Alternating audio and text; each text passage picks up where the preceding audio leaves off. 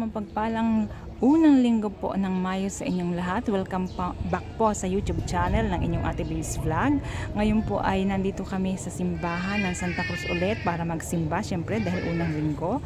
At gusto ko lang pong ipakita sa inyo na nakatawag ng pansin ko ay itong lumang kumbento, antik na lumang kumbento ng simbahan ng Santa Cruz.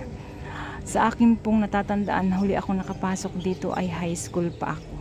Biruin niyo po yan, halos 30 years na ako sa akin trabaho. Siguro mga 35 years na akong hindi nakapasok dito. Ayun po, napaka-antik po niya. Ang simbahan po ng Santa Cruz sa aking natatandaan ay nakapag 400 years na. Ibig sabihin, ang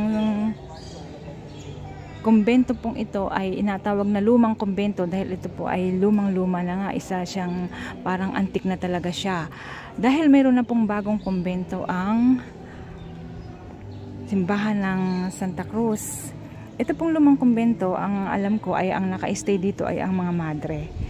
At ang mga kaparian naman po ay naka-stay ay dun sa bagong kumbento kung tawagin. Yan, yung kulay puti po na yan na nasa kabilang side. Yan, napakaganda din po ng simbahan talaga ng Santa Cruz. Hindi natin ito na ikot ng kapiestahan dahil napakadaming pong tao dito sa labas. Sa ngayon po ay nag-aantay pa kami ng susunod na misa dahil hindi namin naabutan yung first mass, kaya mag-second mass po kami dito. Tingnan natin itong ayan.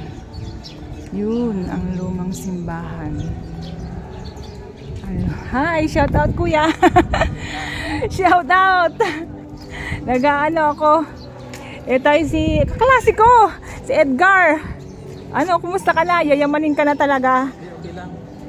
Yayamanin. Ha? Normal pa rin. Normal pa rin? Ano, nakapag first mass kayo? Hindi. Nabutan kami kalahati na natin. Ano inagawa mo dito? Gasim ba kala? Pagalagala kala? Ayan o, makikita ka nila. Oh, kaklase ko po yan sa high school, si Edgar. Edgar Rico Hermoso. I-subscribe mo ako sa YouTube channel ko, Ate B's Vlog. Oh ha, sige. Kaklase ko nung high school, si Edgar. Ayan, at matatapos na po yung first mass, kaya naman maya-maya lang ay mapasok na po kami sa simbahan. God bless po sa inyong lahat at magandang umaga ng linggo, unang linggo ng Mayo.